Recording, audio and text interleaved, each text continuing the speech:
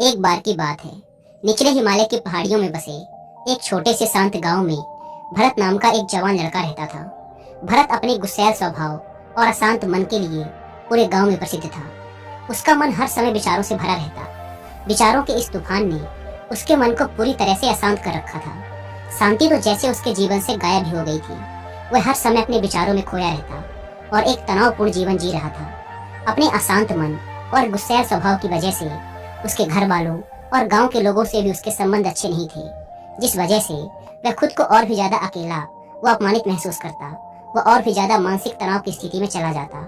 एक दिन की बात है, भरत अपने गांव के बाहर की गलियों में टहल रहा था कि तभी उसका सामना एक बूढ़े बौद्ध भिक्षु से हुआ, जो कि एक पेड़ के नीचे ध्यान की अवस्था में बैठे हुए थे। बौद्ध भिक्षु के चेहरे से एक निर्मल शांति की आभा झलक रही थी।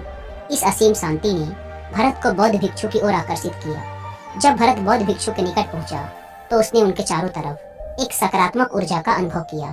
भरत को यह महसूस हुआ कि इस अद्भुत शांति और असीम सकारात्मक ऊर्जा का स्रोत कहीं न कहीं बौद्ध भिक्षु के भीतर ही है। इसीलिए वह वहीं बैठकर उनके आंख खुलने का इंतजार करने लगा। थोड़ी देर बाद जब बौद्ध भिक्षु ने अपनी आंखें खोली तो उन्होंने अपने सामने एक जवान लड़के को बैठा पाया, जो कि काफी तनावग्रस्त और नकारात्मक भावनाओं से भरा हुआ लग रहा था। भरत ने बौद्ध भिक्षु की ओर लालसा भरी नजरों से देखा और बड़े सम्मान पूर्वक कहा, मुनिवर, मेरा मन बहुत अशांत है। मेरे मन के विचार मुझे खाए जा रहे हैं। मैं एक क्षण के लिए भी शांति का अनुभव नहीं कर पा रहा हूँ। क्या आप मुझे सिखा सकते हैं कि मैं अपने इस अशांत मन को शांत कैसे कर सकता हूँ? बौद्ध भिक्षु ने भरत के दर्द को समझते हुए उसकी ओर दया भरी नजरों से देखा और कहा, मेरे प्यारे बच्चे, मैं तुम्हें एक कहानी सुनाना चाहता हूँ। इस कहानी में मानसिक शांति और खुशहाली के रहस्य छुपे हुए हैं। क्या तुम इस कहानी को सुनना चाहोगे? भरत ने हाँ में अपना सिर हिला दिया और पूरी एकाग्रता के साथ कहानी सुनने को तैयार हो गया। उसके अंदर की उत्सुकता अब अपने चरम पर थी। बौद्ध भिक्षु ने कहानी सुनानी शुरू की। बहुत समय पहले की बात है। एक नगर में शक्ति नाम का एक आदमी रहता था। शक्ति बहुत ही महत्वाकांक्षी व्यक्ति था। उसे हर काम में लोगों से तारीफ चाहिए होती थी। अगर उसे किसी काम में असफलता या लोगों से बुराई सुनने को मिलती तो वह गहरी चिंता और तनाव में चला जाता। उसका मानना था कि सफलता और भौतिक संपत्ति उसे मनचाहा सुख देगी, लेकिन वह जितना ही सफलता और तारीफ के पीछे भागता, वह उतने ही गहरे मानसिक तनाव में डूबता जा रहा था। लेकिन एक दिन अचानक ही शक्ति का सामना उस समय के एक बहुत ही प्रसिद्ध बौद्ध भिक्षु से हुआ, जिनका नाम था महाकौशक। महाकौशक अपने हजारों शिष्यों को ध्यान साधना की शिक्षा दिया करते थे और वो खुद भी एक बहुत ही बड़े ध्यानी और आत्मज्ञानी व्यक्ति थे। महाकौशक की अद्भुत एकाग्रता और स्थिर शांत चित्त से प्रभावित होकर शक्ति ने उनसे अपने भटकते मन को शांत करने का तरीका जानना चाहा। शक्ति ने कहा, भंते, मैं हमेशा सफलता के पीछे भागता रहता हूँ और लगातार और भी अधिक पाने के लिए प्रयास करता रहता हूँ, फिर भी मुझे कोई स्थायी संतोष या आत्मसंतुष्टि नहीं मिलती। इस निरंतर बेचैनी के बीच मुझे शांति कैसे मिल सकती है? भिक्षु महाकौशक ने शक्ति की ओर करुणा भरी नजरों से देखा और उत्तर दिया, तुम्हारा मन एक अशांत नदी की तरह है, जो हमेशा बहता और दौड़ता रहता है, कभी भी स्थिर नहीं रह पाता। अपने अशांत मन को शांत करने के लिए तुम्हें अपने विचारों को बिना किसी रुकावट के जाने देने की कला सीखनी पड़ेगी। शक्ति हैरान था। उसने कहा, लेकिन मैं विचारों को कैसे जाने दे सकता हूँ? आखिर मैं भी तो अपनी इच्छाओं और महत्वाकांक्षाओं से जुड़ा हुआ हूँ। यह सुन भिक्षु महाकौशक मुस्कुराए और बोले, कल्पना करो कि तुम्हारे हाथ में पानी से भरा एक ग्लास है। अब तुम जितनी देर तक इसे पकड़े रहोगे, यह उतना ही भारी होता चला जाएगा, और अगर तुम काफी लंबे समय तक इसे पकड़ के रखते हो तो तुम्हारे हाथ में दर्द होना शुरू हो जाएगा। लेकिन अगर तुम अपनी पकड़ ढीली कर देते हो और इसे जाने देते हो तो बोझ खत्म हो जाएगा। भरत ने कहानी और उसके संदेश को ध्यान से सुना। वह समझ गया कि अपने विचारों और इच्छाओं से चिपके रहना ही उसके बोझ को बढ़ाता है और उसके अंदर अशांति पैदा करता है। अब भरत को कहानी का अंत सुनने का बेसब्री से इंतजार था। बौद्ध भिक्षु ने कहानी को जारी रखते हुए कहा, शक्ति ने बौद्ध भिक्षु महाकौशक की सलाह को मानते हुए विचारों को जाने देने का अभ्यास करना शुरू कर दिया। वह अपने विचारों और भावनाओं को बिना किसी पूर्व निर्णय के बस आते और जाते हुए देखता। अब उसने विचारों को पकड़ना छोड़ दिया था। उसके अंदर विचार उठते और स्वतः ही समाप्त हो जाते। धीरे धीरे उसे महसूस होने लगा कि उसकी इच्छाएं और लगाव ही उसके सभी दुखों का कारण है। जैसे जैसे शक्ति गहरी साधना में उतरता गया, उसने पाया कि वर्तमान में रहना ही आंतरिक शांति का एकमात्र स्रोत है। वह स्वयं को वर्तमान में स्थिर करके अपने मन की निरंतर बकबक से छुटकारा पा सकता है। धीरे धीरे शक्ति का मन एक शांत सरोवर की तरह हो गया, जो अपने चारों ओर की सुंदर दुनिया को अपने में चित्रित कर लेता है। उसने जीवन की सादगी में संतोष पाकर अति महत्वाकांक्षा और भौतिक संपत्ति के प्रति अपने लगाव को छोड़ दिया। जैसे जैसे लोगों के बीच शक्ति के अंदर हुए इस अद्भुत बदलाव की खबर फैली, दूर दूर से लोग उससे मार्गदर्शन लेने आने लगे। वह लोगों को विचारों को मुक्त करने की कला सिखाकर और स्वयं के भीतर शांति पाने का मार्गदर्शन देकर लोगों के बीच शांति और ज्ञान का प्रकाश स्तंभ बन गया। दोस्तों, मैं यहाँ पर आपको एक रेलेवेंट ऑडियो बुक भी रिकमेंड करूंगा, जिसका नाम है the mindful way to a clear mind, जिसे आप हिंदी में भी सुन सकते। बुक हमें जिंदगी को माइंडफुल तरीके से जीना सिखाती है और साथ ही ये भी बताती है कि हमारा माइंड कैसे काम करता है और हम कैसे खुद को बेवजह की चिंता, डर और तनाव से बाहर रखकर एक हैप्पी और फुलफिलिंग लाइफ जी सकते हैं। शक्ति और भिक्षु महाकौशक की कहानी खत्म करने के बाद बौद्ध भिक्षु थोड़ी देर के लिए मौन हो गए, ताकि भरत के अंदर इस कहानी का अर्थ गहराई से बैठ सके। भरत ने बूढ़े बौद्ध भिक्षु की ओर देखा। अब उसकी आंखों में एक नई समझ दिखाई पड़ रही थी। भरत ने धीमी आवाज में फिर एक प्रश्न किया, मुनिवर, मुझे इस कहानी में ज्ञान दिखाई पड़ा, लेकिन मैं इस कहानी की शिक्षा को अपने जीवन में कैसे लागू कर सकता हूँ? मैं अपने अशांत मन को कैसे शांत कर सकता हूँ?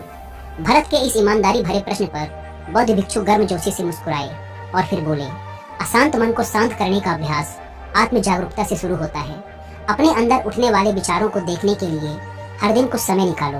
वो भावनाएं जो तुम्हारे मन को उत्तेजित करती हैं, उन पर ध्यान दो। देखो कि वो कैसे आते हैं और आकाश में गुजरने वाले बादलों की तरह चले जाते हैं। भरत ने अपनी आंखें बंद कर ली और बौद्ध भिक्षु के बताए अनुसार अपने विचारों का अवलोकन करना शुरू कर दिया। जैसे ही उसने अपने अंदर उठने वाले विचारों पर ध्यान देना शुरू किया, उसे महसूस हुआ कि उसके भीतर चिंताओं, निर्णयों और इच्छाओं की निरंतर धारा बह रही है। केवल इस एहसास ने ही उसे एक अद्भुत शांति का एहसास करवाया। उसे यह भी एहसास हुआ कि वह इन सभी विचारों और भावनाओं से अलग है। बौद्ध भिक्षु ने आगे कहा, जैसे शक्ति ने खुद को हर तरह के लगाव और आसक्ति से अलग कर दिया था, उसी तरह से तुम भी अपने मन को परेशान करने वाले विचारों और भावनाओं को खुद से मुक्त करने का अभ्यास विकसित कर सकते हो। जैसे ही विचार उठें, उन्हें बिना किसी पूर्व निर्णय के स्वीकार करो और फिर धीरे धीरे उन्हें जाने दो और वर्तमान क्षण पर अपना ध्यान केंद्रित करो। लेकिन मुनिवर, भरत ने बीच में ही रोकते हुए कहा, क्या होगा अगर विचार और भावनाएं इतनी मजबूत हैं कि वो बनी रहें और मन को छोड़ने से ही इनकार कर दें? बौद्ध भिक्षु ने भरत की बात पर सहमति जताते हुए सिर हिलाया और कहा, ऐसे कई मौके आएंगे जब तुम्हारे मन में विचारों का बवंडर चल रहा होगा, जब तुम्हारा मन तुम्हारी बिल्कुल भी नहीं सुनेगा। तो ऐसे समय में तुम्हें अपनी सांसों की ताकत पर विश्वास रखना होगा। बौद्ध भिक्षु ने एक बार फिर भरत को अपनी आंखें बंद करके अपने पेट के फूलने और पिचकने को महसूस करते हुए अपनी सांसों पर ध्यान केंद्रित करने के लिए कहा। बौद्ध भिक्षु ने समझाते हुए कहा, जब भी तुम्हारा मन उत्तेजित और अशांत हो, तो तुरंत अपनी सांसों पर लौट आओ। सांसों की नियमित गति तुरंत तुम्हें वर्तमान के क्षणों में वापस खींच लाएगी और एक शांति का एहसास करवाएगी। भरत ने कुछ देर तक बौद्ध भिक्षु के निर्देशानुसार अपनी आती जाती सांसों पर ध्यान केंद्रित करने का अभ्यास किया। इस छोटे से अभ्यास ने उसे अपने मन की शांति और स्थिरता का एक क्षणिक अनुभव करवाया। उसे समझ आ गया कि यह सांसें तो हमेशा उसके साथ थी, जो वर्तमान क्षण की निरंतर याद दिलाती है, सांत्वना और शांति प्रदान करती है। भरत की इस प्रगति को देख बौद्ध भिक्षु मंद मंद मुस्कुराए और बोले, मेरे प्यारे भरत, अशांत मन को शांत करना एक ऐसा अभ्यास है जिसके लिए धैर्य और मजबूत इच्छा शक्ति की जरूरत होती है। जैसे निरंतर व्यायाम से मांसपेशियां मजबूत होती हैं, वैसे ही नियमित अभ्यास से मन भी शांत होता है। भरत ने स्वीकृति में अपना सिर हिलाया और इस अनमोल मार्गदर्शन के लिए बौद्ध भिक्षु का धन्यवाद करते हुए उन्हें ये वचन दिया कि मैं आज से ही अपने मन को शांत करने, आसक्तियों को छोड़ने और अपने भीतर शांति पाने की इस यात्रा पर निकल पड़ूंगा। बौद्ध भिक्षु ने भरत के कंधे पर हाथ रखा और कहा, मुझे तुम्हारी काबिलियत पर पूरा भरोसा है कि तुम बहुत ही जल्द अपने मन की शांति को खोज लोगे। लेकिन याद रहे, यह रास्ता इतना आसान नहीं होगा, लेकिन अगर तुम दृढ़ इच्छा शक्ति और खुले दिल से प्रयास करोगे तो तुम जरूर उस शांति को खोज लोगे जो तुम्हारे भीतर है। उस दिन से भरत ने अपने अशांत मन को शांत करने के अभ्यास के लिए खुद को प्रतिबद्ध किया और हर दिन ध्यान करने के लिए एक अलग समय निर्धारित किया। उसने अपने मन में उठने वाले विचारों को बिना किसी रोक टोक के जाने दिया और अपनी श्वास के माध्यम से खुद को वर्तमान में रखने का प्रयास किया। धैर्य पूर्वक अभ्यास करते हुए समय के साथ भरत ने खुद के अंदर गहन परिवर्तन का अनुभव किया। जैसे जैसे साल बीतते गए, भरत को गांव में शांति और ज्ञान के स्रोत के रूप में जाना जाने लगा। गांव के लोग अपने अशांत मन को शांत करने के लिए भरत के पास मार्गदर्शन लेने आते। भरत ने जीवन की भागदौड़ के बीच दूसरों को आंतरिक शांति पाने में मदद करते हुए बौद्ध भिक्षु की शिक्षाओं और आत्म जागरूकता की शक्ति को साझा किया।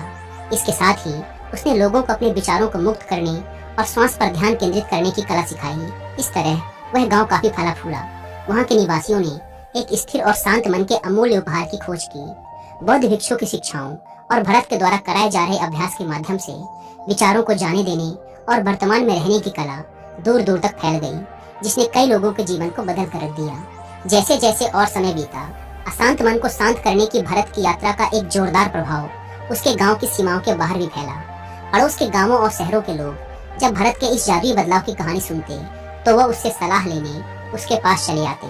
भरत उन लोगों के लिए आशा की किरण बन चुका था जो अपने मन के बोझ तले खुद को दबा हुआ महसूस कर रहे थे। भरत की शिक्षाएं सिर्फ सामूहिक प्रवचनों और ध्यान सत्रों तक ही सीमित नहीं थी, बल्कि वह रोजमर्रा के कामों को जागरूकता के साथ करने पर ज्यादा जोर देते थे। वह लोगों को याद दिलाते थे कि अपने विचारों और भावनाओं के प्रति जागरूक बनो। तुम दिन भर क्या बोलते हो, आसपास घटने वाली घटनाओं पर कैसी प्रतिक्रिया देते हो, इस पर ध्यान दो। हर एक काम को पूरी जागरूकता के साथ करो। जब भोजन करो तो हर एक निवाले के स्वाद का आनंद लो। जब सूरज की रोशनी में खड़े हो तो उसके किरणों की गर्मी को महसूस करो। लोगों की बातों को पूरे ध्यान पूर्वक सुनो और समझो। ये सभी छोटे छोटे बदलावों ने लोगों के जीवन में चमत्कारिक परिवर्तन ला दिए। भरत की शिक्षाओं से लोगों ने जाना कि जीवन का आनंद और खुशी तो वर्तमान के पलों को जीने में है। दोस्तों, इसी के साथ यह कहानी खत्म होती है। उम्मीद करता हूँ कि आपको इस वीडियो से काफी कुछ सीखने को मिला होगा।